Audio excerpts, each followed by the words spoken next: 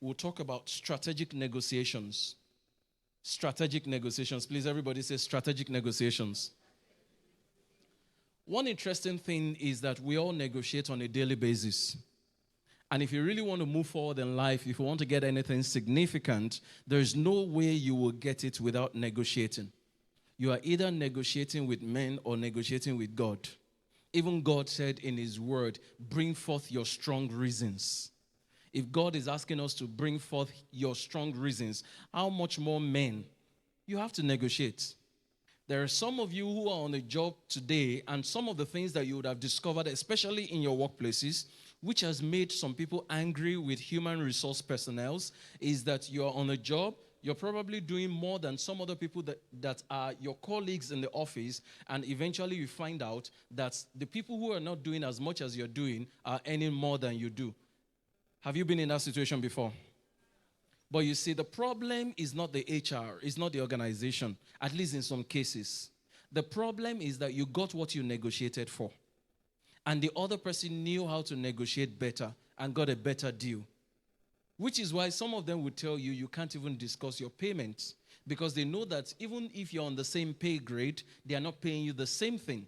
Somebody had a better negotiation, got something better, and is on the job. You didn't negotiate as well because you probably didn't know your value, or you didn't negotiate from the point of value, so you get something less but have to do more work. So that's why we're talking about strategic negotiation. Of course, this session is aimed at helping us to understand why negotiations are critical in life or business and how to use them. So that's the much I'll say there so that I don't waste time talking about session objectives. What is negotiation?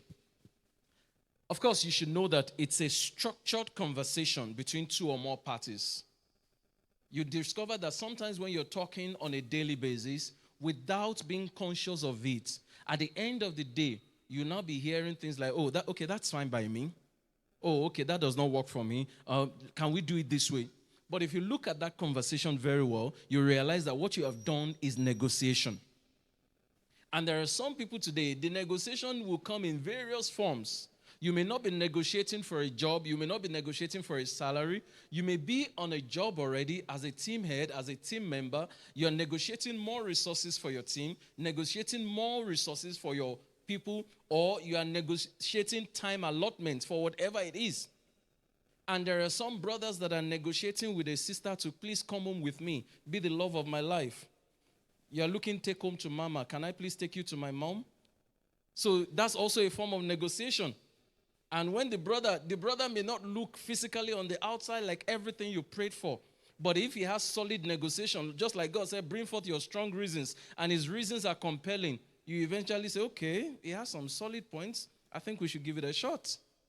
So negotiations will come in different ways. It's a conversation between two or more parties. Then it's a process to reach mutual agreement. Emphasis, mutual agreement. If the agreement isn't mutual, it's not negotiation. It's a conversation to reach, or a process to reach mutual agreement. If you reach mutual agreement, then it is negotiation. If somebody compels you to take a decision, it is not a conversation, it is not an agreement, it is not negotiation. And that's why it reminds me of quickly, sometimes one of the things that happens, people send you agreements. Sometimes some of you don't read, you just sign the agreement. And after signing the agreement, you now realize that you've put yourself in a corner, you boxed yourself into a corner.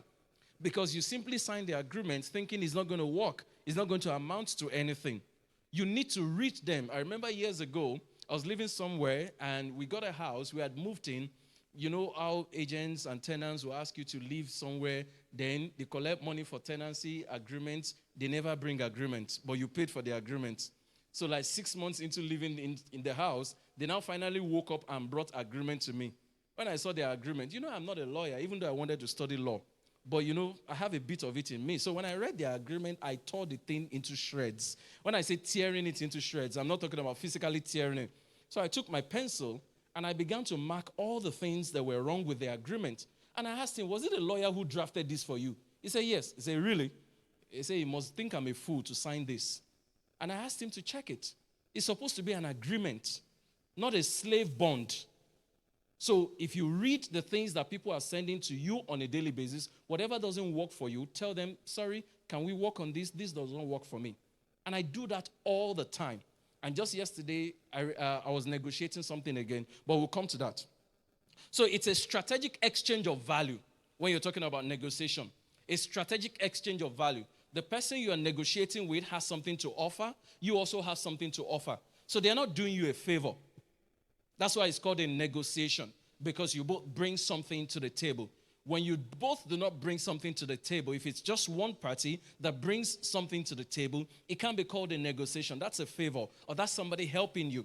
But if you bring something to the table, then it's a negotiation. Even for a job, you bring something to the table. You bring time, value, knowledge, expertise to the table. So your employer isn't doing you a favor by employing you. You're offering value in return for the payment that you get at the end of the month, which is why you must be able to strategically negotiate. One major conversation we're not even ready for in Nigeria, maybe Africa as a whole, is the issue of having a watertight or airtight contract or agreement with employees before resuming jobs. Now, if you can't enforce employers to do that, for you as an employee or a prospective employee or someone who is switching a job, please be smart enough to ask for a contract before you get on a job. If I ask people to raise their hands now, you'll be shocked at how many people are on a job without a written letter, a valid contract, or anything in writing at all that says these are the terms and conditions for this job, and this is what you get at the end of the month. No written, not even letter of offer. No contract whatsoever. No matter the hunger, please hear me tonight, and this is going to be hard for you to take in. No matter the hunger, do not take a job without a contract letter. No matter the hunger, do not take any job without them committing to offering you something in writing. Because once you get on that job, you signed up for slavery. And usually, go and check, why is it that most of them are always hesitant to offer you a letter? Some of you have worked for some of them before. It's because at the end of the day, when it becomes he said, they said, we said, he said, but you said, I said, they said, at the end of the day, there is nothing to prove what you agreed on. And when there is nothing to prove what you agreed on, what do they do eventually? They pay you what they like and they pay you what they have. But if there's a contract, will you not be able to reference what you agreed before? So it's very important. I've seen too many desperate young people who just want to get a job. It doesn't matter how they get the job. The most important, at least they offered me a job. I've been sitting at home for too long, and forget about contract. Who contract help? All this while when I did look for contract, where the job day. Now I finally got a job. You're asking me to ask for a contract. Please don't sign up for slavery. And it's been painful. I've helped some people. I've seen people get too much into this kind of trouble. Do not take a job without a solid offer letter. No matter how untidy it is, at least they should offer you something in writing. If they send it to you on WhatsApp, that's even fine enough. The fact that you have something to prove that this was what they said to me, that's enough. But it will be ideal if you have an email or a letter to back it up. So let me move on from there. You already know what a negotiation is. Why is negotiation important? It determines salary and promotions.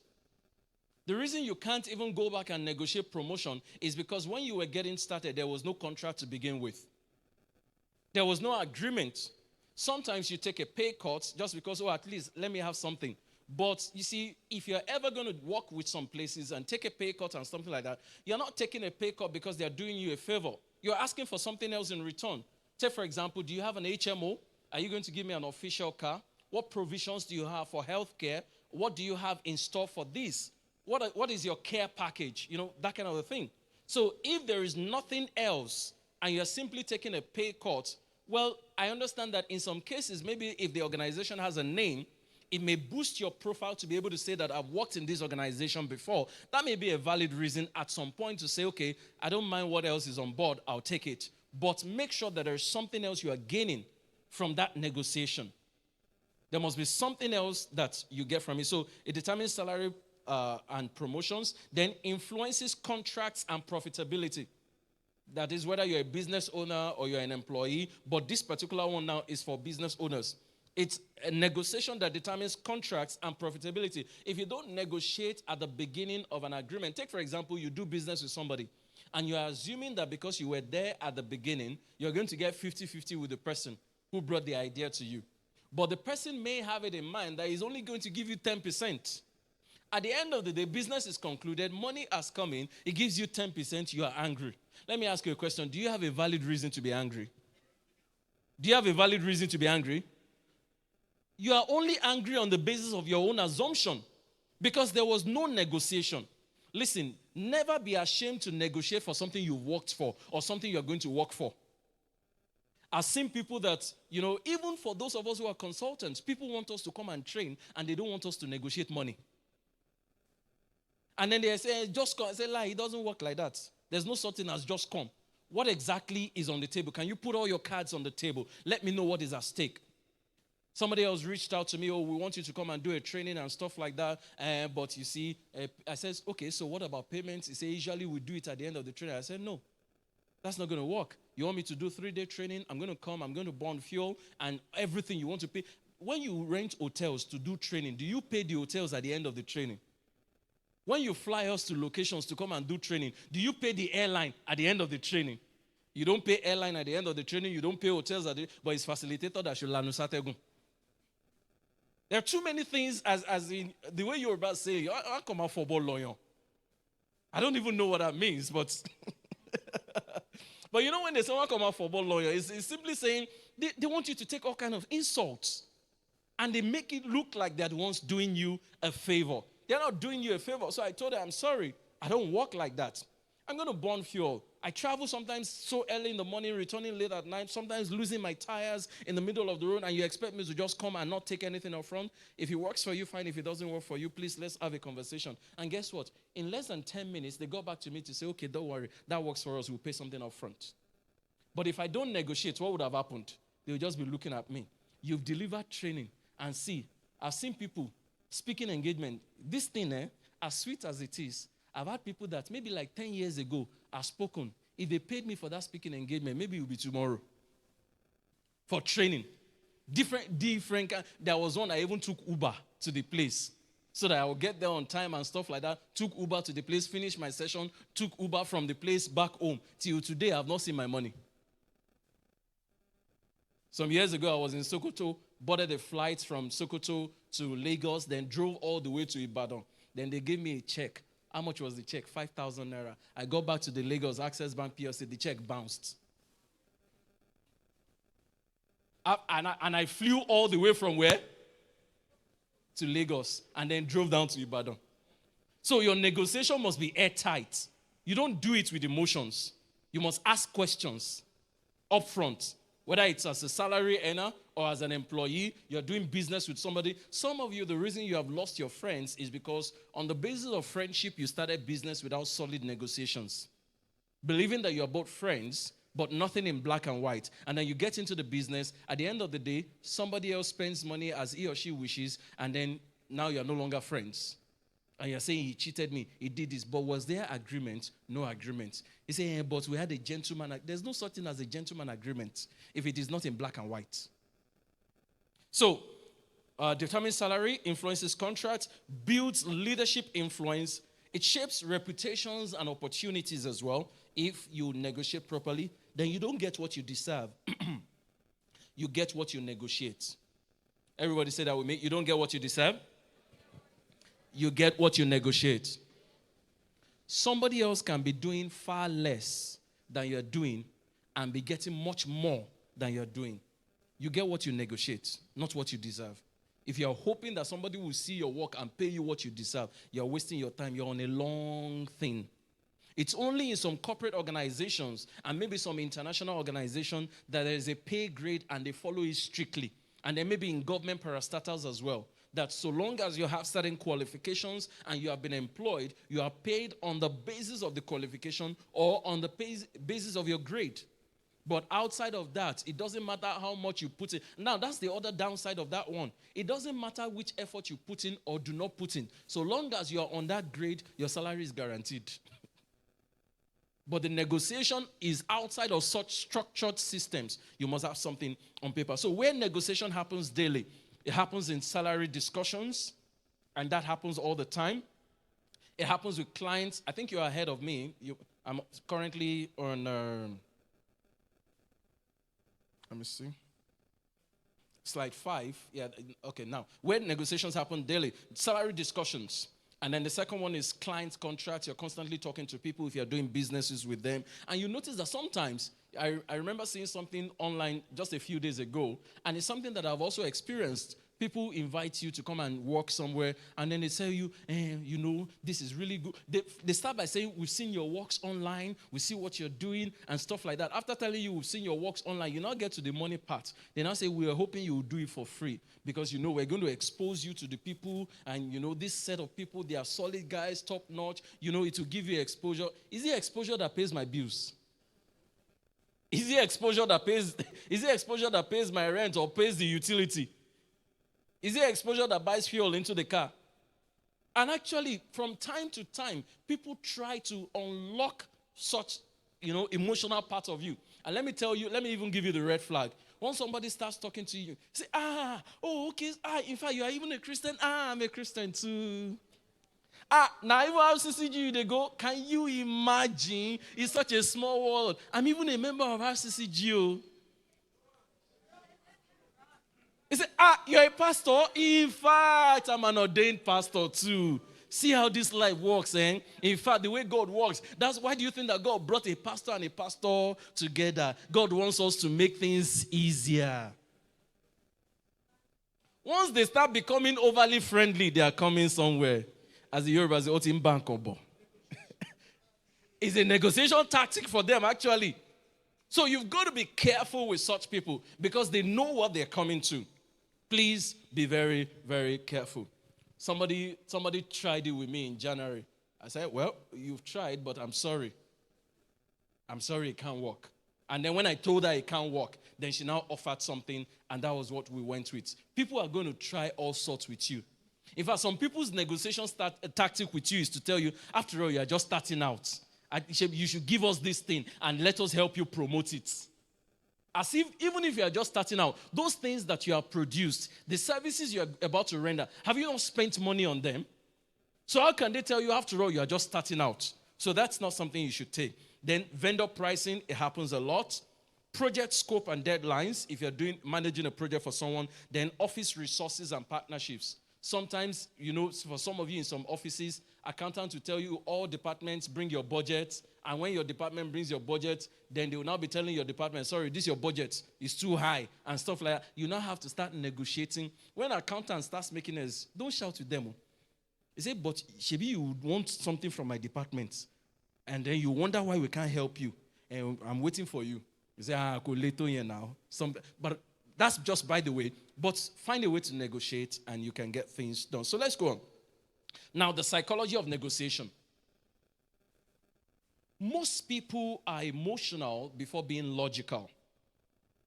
Most people are emotional before being logical. When you are negotiating, you don't negotiate with emotions. And anybody who is a solid negotiator knows when you are negotiating on the basis of your emotions. They just wait and watch you and allow you to keep negotiating on the basis of your emotion. Don't ever go to a job interview, for example, I'm so excited to be, and in fact, I've read so much about your organization. It will be a fantastic place to work. I can't wait to get started. In fact, when are you available to resume? First thing on Monday morning, I'll be here. They look at you. You think you're being passionate, and as you think you're being passionate, they are watching out for your desperation. And they're going to use that to negotiate. I hope you also know that sometimes the person who is interviewing you has a higher budget than the amount they are negotiating with you. Are you aware? Sometimes the person interviewing you has a higher budget than the negotiation you are having with them. So it's important to not throw emotions when you're negotiating with people. So don't be emotional at all. Then sometimes negotiations are perception driven. If they look at you, I'll give you a quick question. A comedian in this country, at some point, in those days when we used to have what they call Nokia communicator, you know that Nokia communicator is a foldable phone as well. How many of you remember Nokia communicator? Because some people are looking at me like, okay. So it's a foldable phone as well, but in those days, it was one side of screen, the other side was a keypad and stuff like that. So this guy said he bought a Nokia communicator and then had another phone, then went to see a client. Before they start talking at all, before he talks price, he says, I put my phone on the table. So when I put the phone on the table, and I call price for you, and you want to negotiate, you first look at the phone on the table before you start negotiating the price for me. Now, it doesn't work all the time, but in some cases, when they see what you carry or the things that you drive, and you start negotiating from that appearance or the ephemeral things that you bring on the table, sometimes it works for solid negotiations at some certain levels. But in some other cases, it doesn't matter what you drive. They already have a fixed amount. What they're going to pay is what they're going to pay. But I'm simply driving home a point. The way you appear can also determine what people are willing to pay. Let me give you an example of maybe anchoring events and stuff like that. Years ago when I started, if you call me for an event, even if you're not going to pay, I'll gladly show up.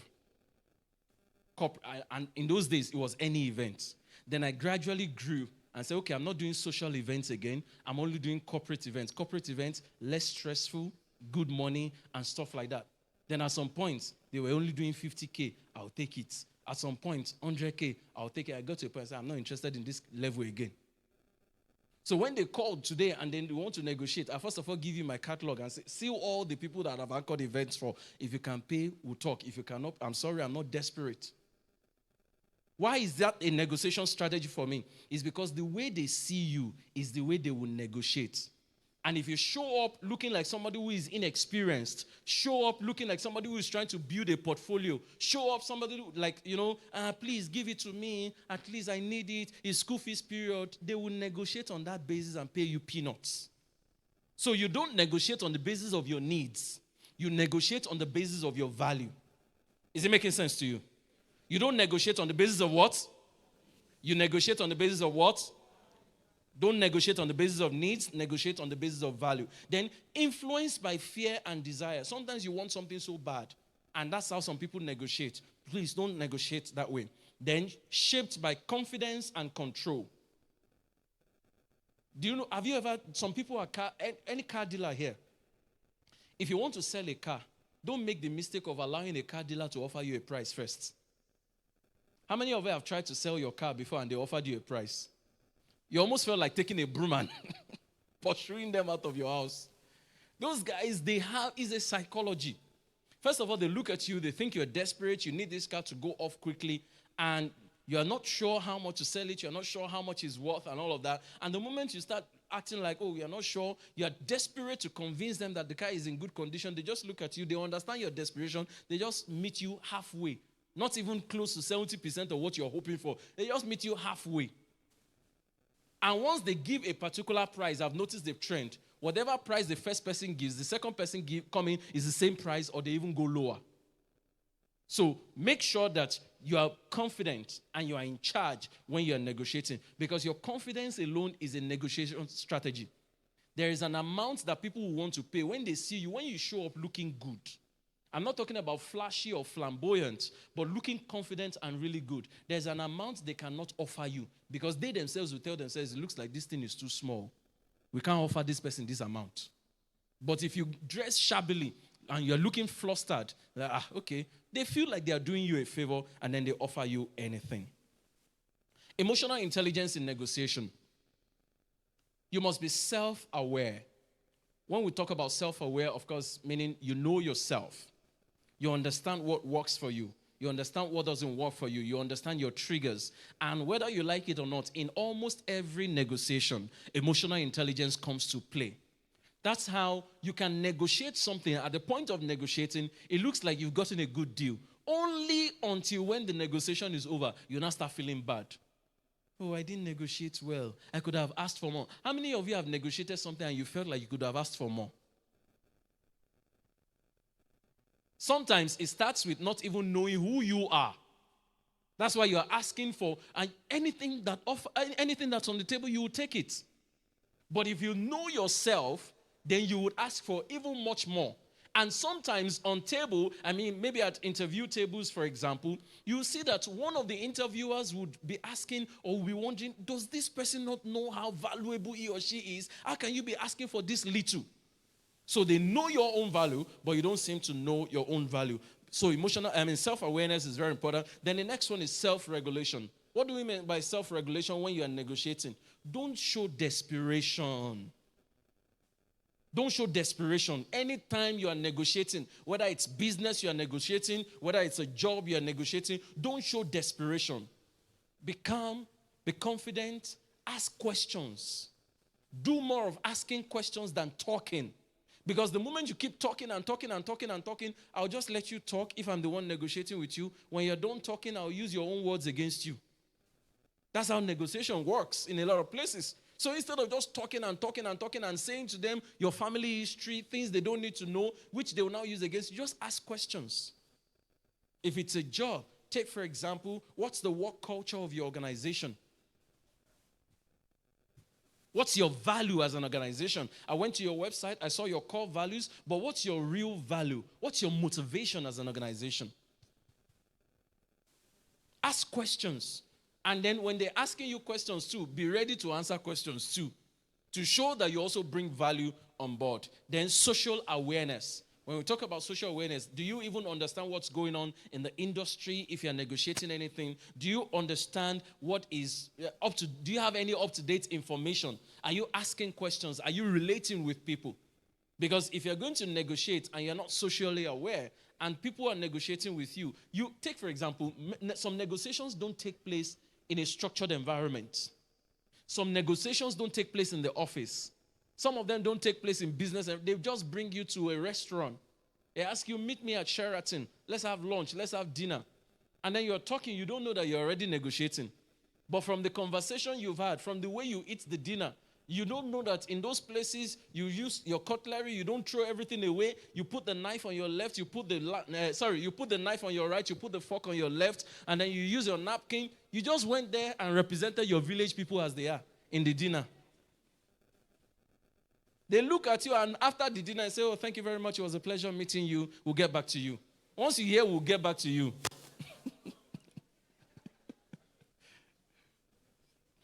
Then there has to be empathy in negotiation. The empathy is on both sides. Is on both sides. And the empathy there there's a difference between empathy and pity. I'm not asking you to pity. When we say empathy, meaning that you don't negotiate as a greedy person. You don't negotiate as somebody who is desperate and it must be a win-win situation for you. And you're going to see more of that. And finally, you negotiate from the angle of relationship management. You don't want to negotiate as a villain. You don't want to negotiate as an oppressor. That is, if you have the upper hand for whatever reason. You want to have a win-win situation. And sometimes you let go of something. You can call it a compromise. You let go of something on this one because you know that there are more things to come. Provided it is guaranteed. Not those who tell you, don't worry, we'll do a lot of things together. You see, those people that are always shouting, we'll do a lot of things together so that they can pay very little. Once they pay you very little, that's the last time you are seeing them. But there are people you are negotiating with. Even you know that there is much more to come. So you don't become greedy and want to take it all at once. You take a little, they bring you back. Take more, they bring you back. You take more because it's a strategy as well. All right, let's go to the principle of anchoring. I'll talk about this briefly, but I can't do details. First numbers influence outcomes. When we say first numbers influence outcomes, it means the first number to come on the table. If it's a salary you are negotiating, for example, my own strategy, my own advice to people negotiating salary is never be the first to put numbers on the table. Some people don't agree, but in all the jobs that I've done, I don't put numbers on the table first, and it has worked for me anytime, any day. Somebody asked me, okay, so how much are you looking to earn? I just answer them, I'm sure that you're a standard organization and you operate by industry standard. I'll expect to hear from you on the basis of industry standard. When I say I expect to hear from you on the basis of industry standard, some difficult people want to push further and say, how much were you earning in your previous places? I'm sorry, it's unethical to discuss confidential information from previous employers. Oh, are you saying we shouldn't talk to your previous employer? Of course, you can talk to them and they can share with you any information they are willing to share with you. So how much are you willing to hear? I believe that you operate by industry standard. I'll be willing to go with that. You make me an offer.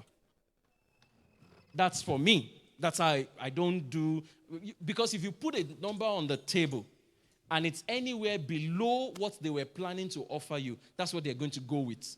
Or that's what many organizations go with. So you find out that, take for example, maybe they want to pay you 500K and you are eager to even take 200,000. 300K is going to someone else's pocket, or somebody else has saved 300K for the organization. They offer you 200,000 and you'll be doing the job happily. Only 6 months into the job, you then find out that your colleague is collecting 500K. So it's important to sometimes try as much as possible to push. Now, I know this will not work in some places. Unfortunately, you're also dealing with some people who call themselves HR professionals who don't know jack about HR. The ideal thing is that it's not the person interviewing you that should be pushing and insisting on a salary range. The organization, if there's a standard one, should have a salary range, and they should be telling you what their salary range is. And in standard organizations, they even push out the salary range even before you come for the interview. So it's important to bear that in mind. Then, initial anchors shape expectations. That's why you need to be. Now, I'm not saying don't go with a figure in mind. Do you understand what I'm saying? Make sure you have done your research, have a figure in mind, but don't be the first to push out a figure. Because some of them will then bulge easily and say, okay, this is what we're offering. And once they say, this is what we're offering, I say, oh, that's good, but I was hoping, let's say, for example, somebody says, okay, what we're offering is 500. And then you say, oh, that's good, but I was hoping you would offer 750,000 because you just told me now that you do not have any HMO and there is no transport allowance, there's no official car. So if you do a little more, I think that will cover for that basis. And then negotiation has begun. I say, oh, sorry, we can't do 750. You haggle a bit. I say, okay, is 750 is 750 a deal breaker for you? Does it mean if you don't offer you 750, you're not going to take it? They say, well, make me an offer, let me hear it. If it works, I think I'd like to work with you. But more importantly, I value what you do, and I'd like to work with you. But I look forward to your offer. When they come back to you, they will not want to go to that 500 that you talked about. They will not want to say on 750. Most likely they say on 650, which is a win-win for you. Is somebody learning? Is it making sense? But when you are saying it, don't sound arrogant, though. Don't sound. Then high credible anchors shift discussions upwards. They look at you, if you start from a very solid place with figures, they say, oh, this person knows what he's talking about. Take, for example, somebody is expecting that, let's say somebody is expecting they will do a job for 500,000. And then you start and say, okay, sorry, our price is 1.5 million. When you give that person the price, you see sometimes they look at you from head to toe. They don't know where to start negotiating from. You now see people say, Oga, this place that you started from, I don't even know where to start from. If they want to negotiate, don't let them negotiate your value downwards. So what you do is, okay, I understand that sometimes not everybody can go for the one of 1.5 million, but we have other services or we have other products. Then you do what is called tiered marketing. Why do you think, for example, there's a company that is doing soft drinks, soda. I don't want to mention their names. You notice that instead of selling at a higher price, what they have done is to introduce smaller bottles. And you look at the price of the smaller bottles, the medium one and the bigger one, you see that the price differences are usually not a lot. What do you think they're trying to do? They don't want a situation where you protest, negotiate, and force them to bring down their prices. So they gave you something smaller at a closer price. So in negotiation too, somebody wants to insist that what you're offering must be brought down to a particular price. No, we have something. Look at other things that we have. This is also available. This is the one of... Okay, let me even make it more practical. How many of you have tried to buy maybe a bunch of banana on the road, or some of these people that you're buying something from? Is that, Elolele, how much is this, man? And they tell you 2,000, right? And they say, 2,000, but is it not 500? Is it only 500, lele? They point to the one that is within your price range. Why do you think they are pointing to the one that is within your price range? Ideally, the one you are pointing to, it's possible that the money you are calling can buy it. But they've made up their mind that there's a baseline they are going to come to on that. So once you call a certain amount, they say, this one is the one you are asking for. This is your own.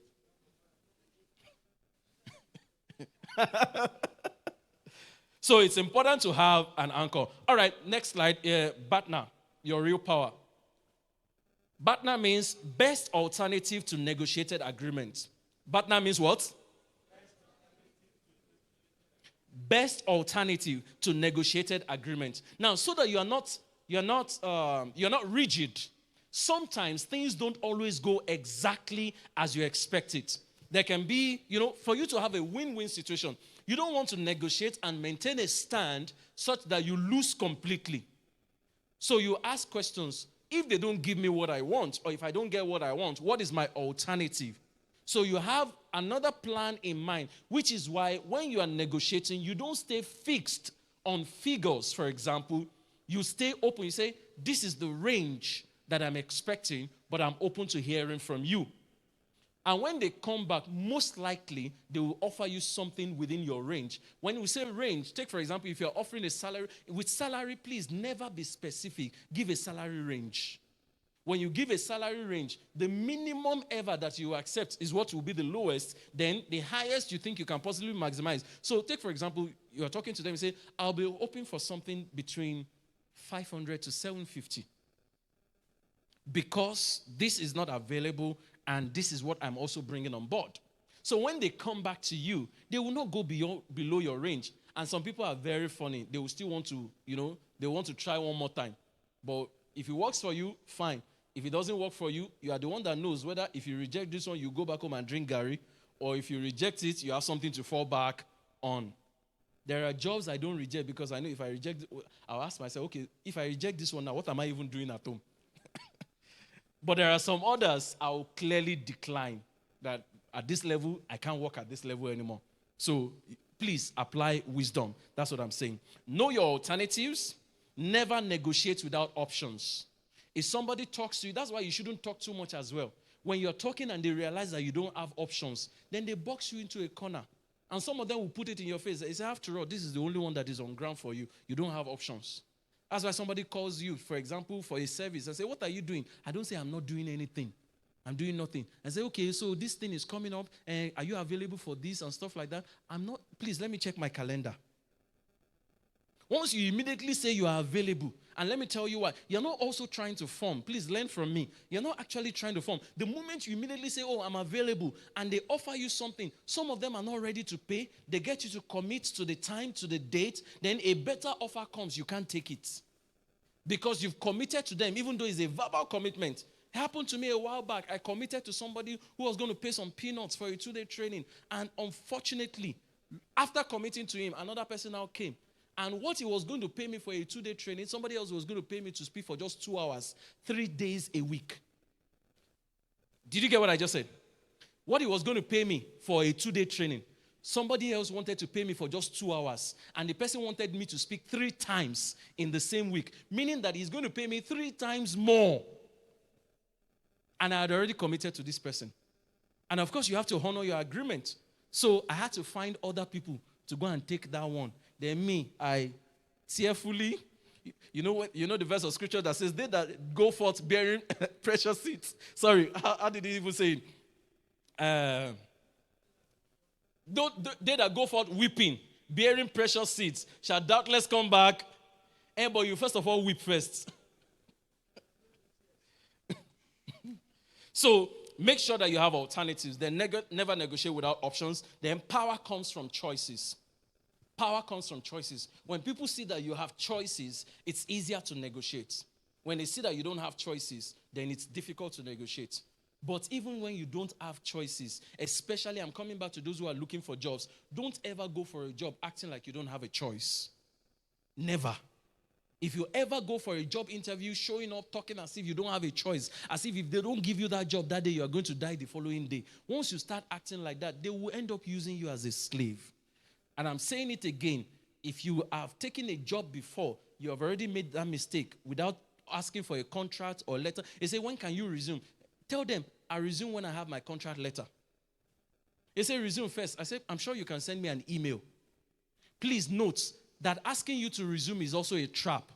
When they tell you, when can you resume? And you go immediately and you resume. The moment you resume, you hope that you get the letter at the close of business, right? Forget it. That's how they will be posting you from one day to the other. Before you know, you spend 3 years in the organization, no letter.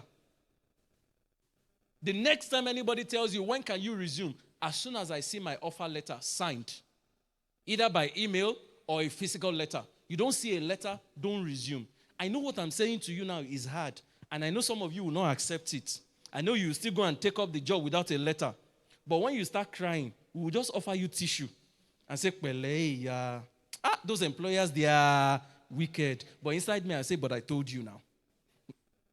So the next one, negotiation styles. Number one is competitive. Let me rush quickly so that I can take questions and answers. Negotiation style, number one is competitive. In this case, it's a matter of who wins. When you're negotiating, in some cases, it's a matter of who wins. Especially if there are other people, you can use a strategy to negotiate. Then the other one is collaborative. You're working with somebody else. It's a win-win situation. It's not I won, you lost.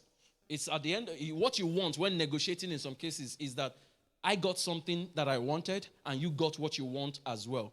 So that's another negotiation style. Then compromising is another style of negotiation. Okay, I can, shift grounds a little for you and expecting that you're going to shift grounds in another area for me as well. So you can compromise here does not mean to be caught in an uncomfortable situation. No. Compromise here is shifting grounds. Give room for somebody else to get more so that you can have progress. Then you can avoid. Avoiding style is also a style for negotiation. You see, in business, people create artificial scarcity in order to increase the value of a product. Are you aware? Once they tell you, this thing is not available, this thing is not available, this thing is not available, the moment everybody begins to feel like it's not available, what happens to the price the next minute? Sometimes, of course, you know it with petrol in this country. Once they create artificial scarcity, what happens to it? Then the other one is to accommodate. You can use accommodating style to negotiate. Oh, this person is so compassionate. Oh, this person is so caring. Oh, this person is this person is that. Once they see you that way, at the end of the day, it's difficult for them to say no. And that's why some of you sisters in Kotofi Koinlo Mio Bejeni. Meaning that's how they got to some of you. Somebody starts paying you attention, starts sending you gift cards, starts sending you money. This Valentine now, some people have sown seeds. They sent gifts. They are coming back to come and make the proper request. So the next one, what truly wins negotiations? Quickly, what truly wins negotiation? Number one is preparation. Whether it's negotiating as an employee or negotiating as a business owner, what kind of preparation do you do? Go and do your due diligence. Make sure you research the company. You want to go and work for a company, have data about them. Know about the size of the organization. How many staff do they have? What's their retainership? What kind of pay do they have? What's their value? What's their work ethics? Go and research all of that. If it's a business, research the business. Show them that you understand their business. You're asking to come and do business with them. Go there offering a solution. You can't negotiate if you don't know so much about the organization. Sometimes, some people will tell you at the interview, do you know about us? And you say, no, I don't really know much. Once you say, I don't really know much, they feel like this one is not serious. You're coming to do business with us or you're coming to a job interview. You didn't even bother to look us up. So it's important to do that research. Then information advantage. When you have information, it's easier for you to negotiate. So you must have that information advantage when you are negotiating.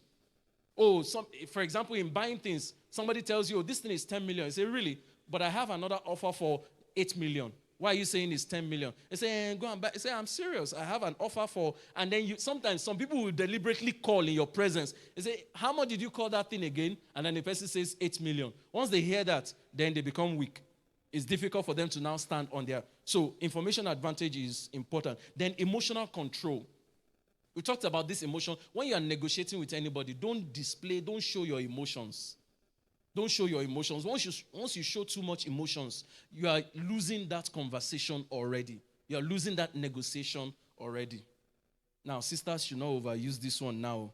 If you are interested, just like this skit that is going around, is it about like me, suffer me, see you? Meaning that don't go and overdo it so somebody will now be coming to you 7 months later, they are still chasing you. If you like the person, you better agree on time before the person grows tired and looks for another person. Then patience is key in negotiation.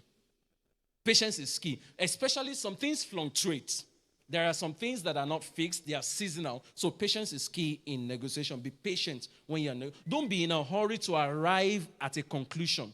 Anytime you are negotiating. Once people see that you are in a hurry to sell something off, you are in a hurry to get a result, the moment they see that you are in a hurry, as a matter of fact, if you are negotiating with me and you are in a hurry to get to a particular conclusion, I would assume something is wrong somewhere.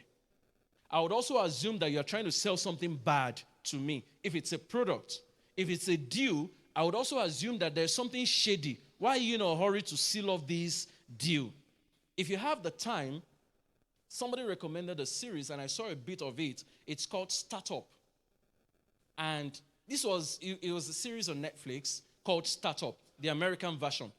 This young lady made a terrible mistake because she was desperate to just collect money. A code that she had worked on for over a period of 7 years.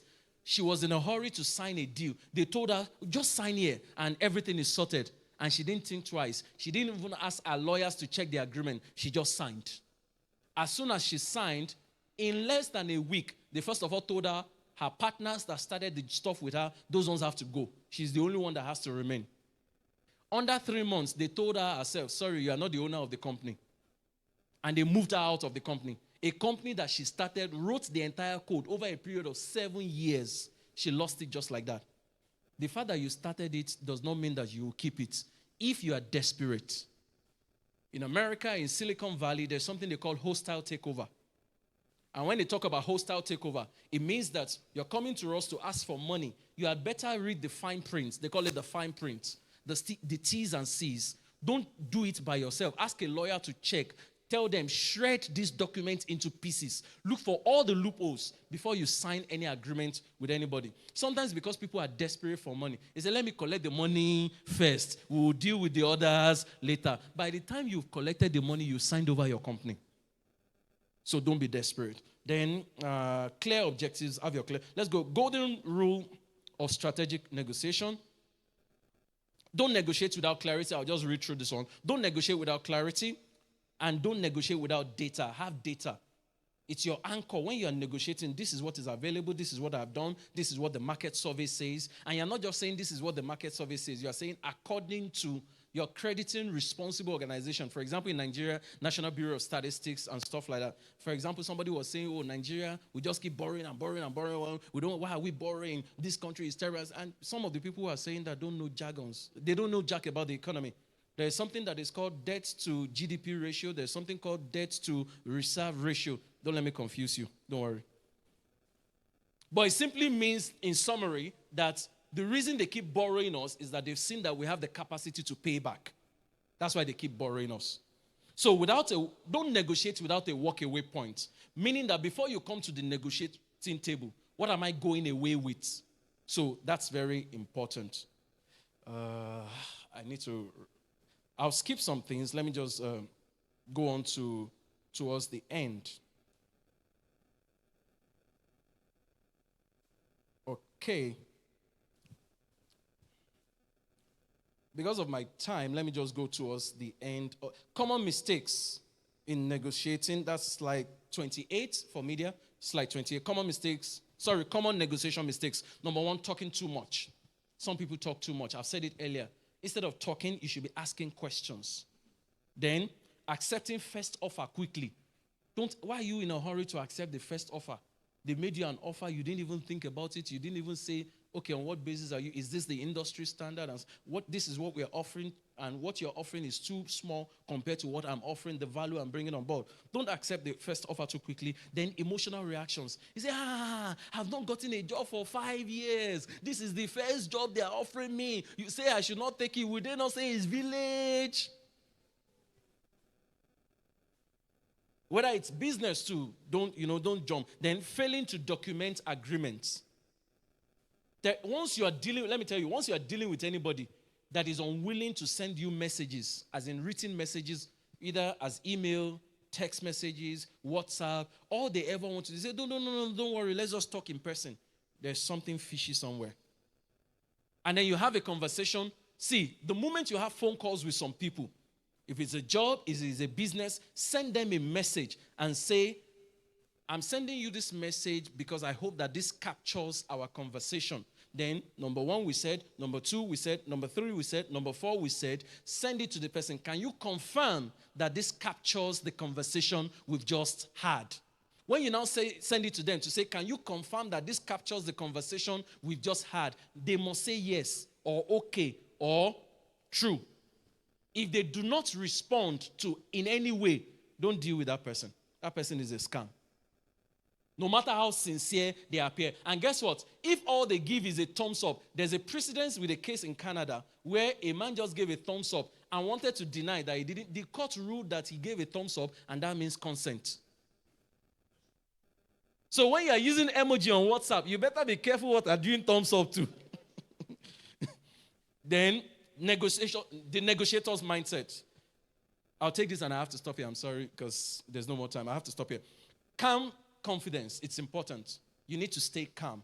Then, have patience. I've talked about patience. Have the abundance mindset. The abundance mindset contradicts what I talked about earlier. The desperation. Don't show desperation. Then, finally, long-term perspective. Don't negotiate for what you're going to get now. When you negotiate for what you're going to get now, you negotiate for too little, no matter how big it appears. And at the end of the day, you are the one losing. So make sure that you actually, when you're going to negotiate, let me give you a recap of what I've said so far. Number 1, don't show desperation. Number 2, don't be in a hurry. Number 3, if it's numbers, don't put the first number on the table if it's a job. Number 4, if it's a business deal, make sure that you're confident, you appear good, solid, calm before you're negotiating. Let me also add this. Negotiate on a mutual ground. Business people always negotiate where? If it's business, try lure them out of their office. You go to their office, they have the upper hand. It's like home and away matches. When people play home matches, they are expected to win, right? Now, it's not always the case, but most times they're expected to win. It's the same thing in negotiation. When you are negotiating with people, they say, meet me in my office. They say, please, can we meet at a restaurant? That's where negotiation begins. Negotiation does not begin when you get to their office. It begins before you get to their offices. Except, of course, the person is a superior or somebody who is high up there. But somebody on your pedestal in the same age bracket and stuff like that, get them out of their office. Negotiate in mutual grounds. Because that's actually your first negotiation. If they are at home, they are winning. If you are at home, you are winning. So that's very important. I hope we can take maybe 1 or 2 questions and then I can. Have you learned anything?